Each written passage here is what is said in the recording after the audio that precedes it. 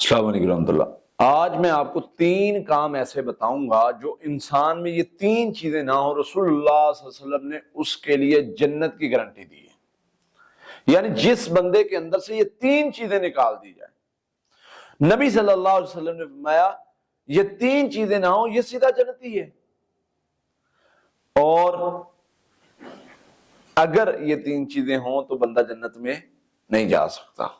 اب وہ 3 چیزیں کیا ہیں؟ سب سے پہلی چیز تکبر۔ جس بندے کے اندر تکبر ہونا، تکبر تو برباد کر دیتا ہے۔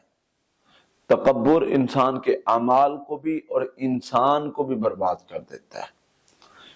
اللہ تعالیٰ کو متکبر بندہ بڑا ناپسند ہے۔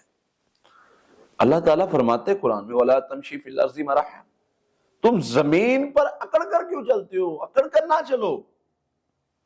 اور مختلف مقامات پر اللہ فرماتا ہے تم ہو کیا؟ نہ تم زمین کو پھاڑ سکتے ہو، نہ پہاڑوں کو اٹھا کے پھر سکتے ہو، کیا ہو تم؟ کس چیز کی اکڑ ہے تمہیں؟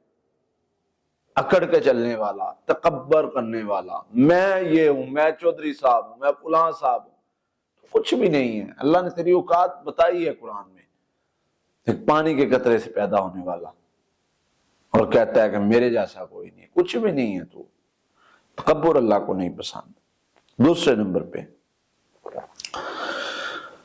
جس بندے میں خیانت نہ ہو۔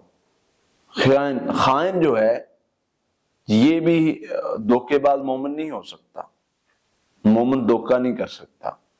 خائن، خیانت کرنے والا، جس بندے میں تکبر بھی نہ ہو، خیانت بھی نہ ہو، یہ جنت میں جا سکتا ہے۔ اگر یہ دونوں چیزیں ہیں تو جنت میں نہیں جا سکتا۔ پھر تیسرا بندہ قرض دار۔ نبی صلی اللہ علیہ وسلم نے قرض کے حوالہ سے بڑی سختی فرمائی ہے۔ جو بندہ قرض لے کے جان بوجھ کے نہیں دیتا، اس کے بارے میں بڑی سخت وعیدیں ہیں۔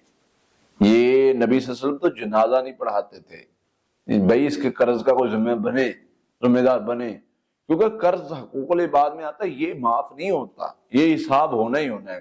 چاہے حاجی صاحب ہیں، چاہے مجاہد صاحب ہیں، چاہے جو ہے وہ کتنے بھی بڑے صاحب ہیں، امام صاحب ہیں، جب قرض لیا ہوا ہے یا خیانت کسی کے مال سے کی ہوئی ہے، یہ پکڑا جائے گا، بھئی ادھر آؤ ذرا، قرض لیا تھا واپس نہیں کیا یا خیانت کیا تھا۔